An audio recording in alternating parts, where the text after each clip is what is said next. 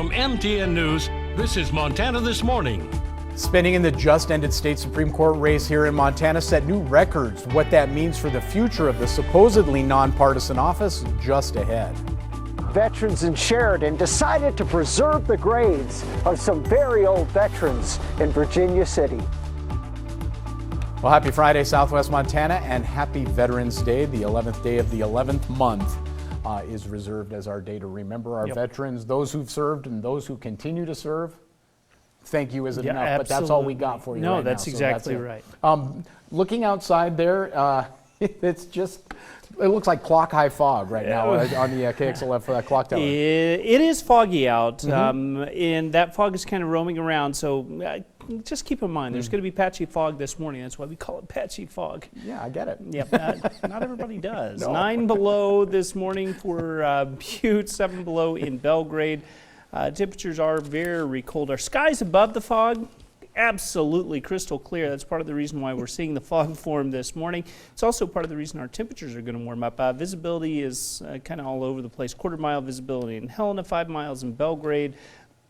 Honestly, it looks okay there at the airport as we're starting things out. Temperatures are into the 20s for the afternoon. We're going to see quite a bit of melting going on as you go through the day today.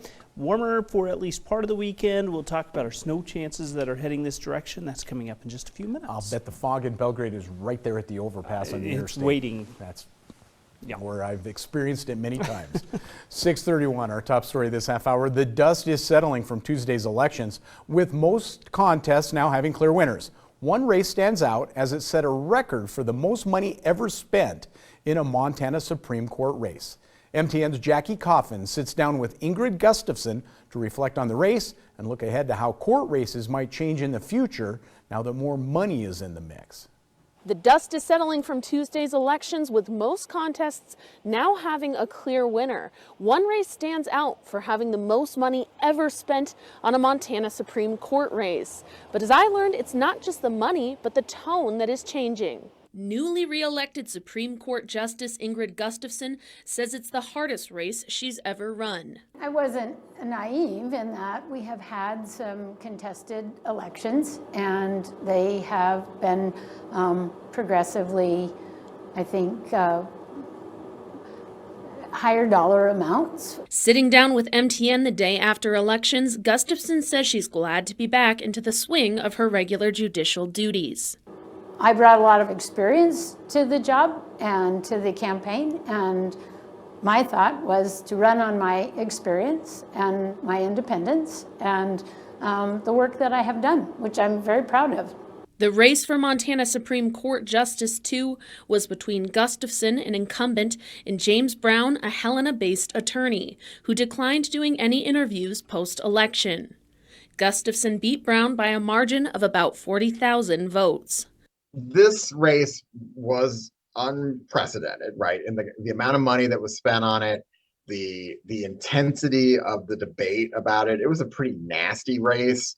It was at times felt pretty personal, and had this really kind of amazing partisan overtone that we had never seen in a Supreme Court race before. In Montana, Supreme Court justices are nonpartisan and run without any party affiliation. Looking ahead, Banville wonders if the rhetoric of this campaign will be a new norm in Montana court races, or just an example of our current political climate. But on the other hand, it kind of leaves us like, well, where do we go from here? In Billings, Jackie Coffin, MTN News.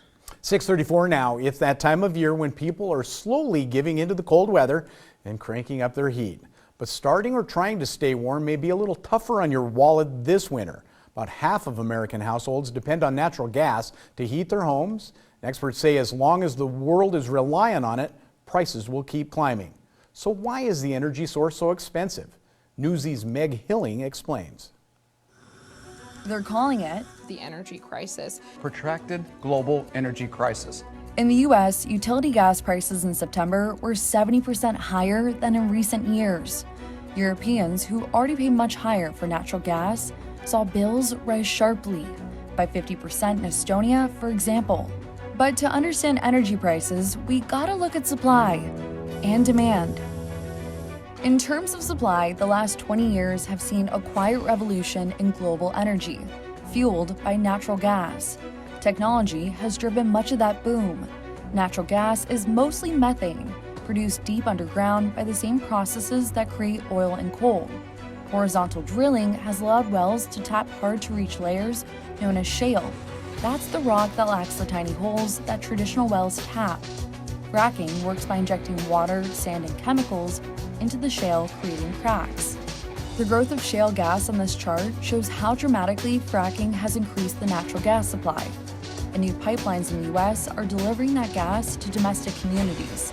Meanwhile, a technique that liquefies the gas for shipping has allowed American producers to export to Europe and Asia.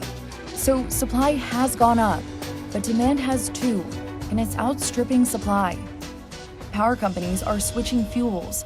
As coal plants have closed, U.S. power companies have burned more and more gas.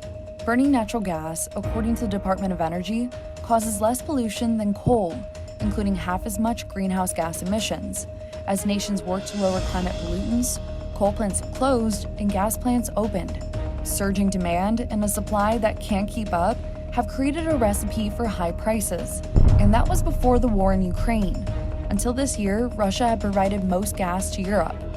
But in September, Russian President Vladimir Putin shut off the gas through the Nord Stream pipeline to Germany, putting extra pressure on Europe as the winter approached. And then this. European leaders are blaming Russia for a pair of explosions Monday that ruptured 2 natural gas pipelines in the Baltic Sea. By harming the pipeline, the supply of gas to the global market will be reduced further. That factor, along with increased demand from the European Union, has put fresh pressure on gas supplies, driving global prices even higher. The Energy Information Agency says expected increases in supply and reduction in exports could bring gas prices down for U.S. consumers next year. Meg Hilling, Newsy. All right, 6:37 now. A member of the American Legion in Sheridan did not want to see the gravestones of local Civil War veterans fade away.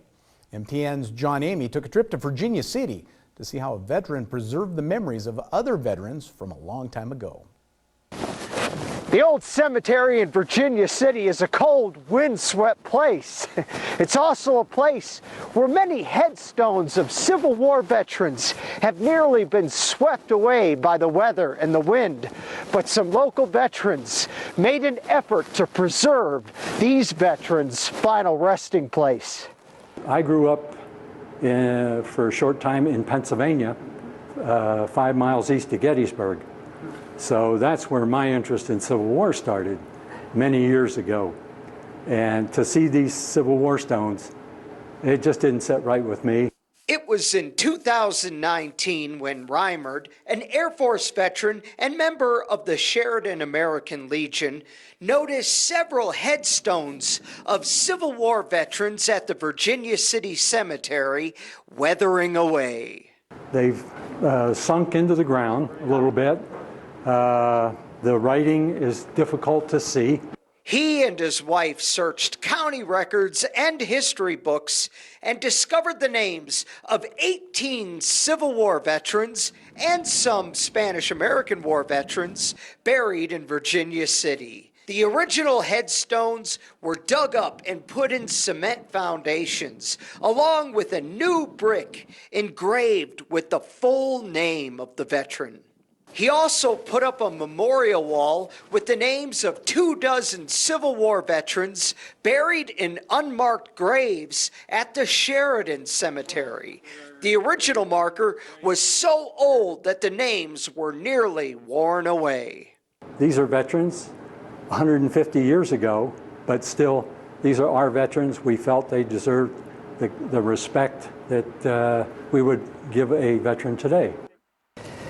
And here's one of the headstones, which is so worn away you could barely read the last name of Todd, and it didn't have an initial for the first name.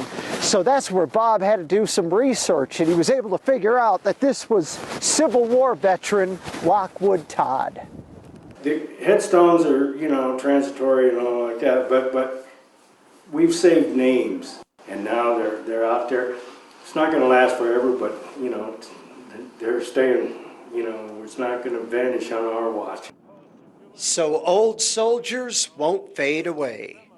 In Virginia City, John Amy, MTN News. What a perfect story for Veterans Day. 6:40 now. We're going to take a break. When we come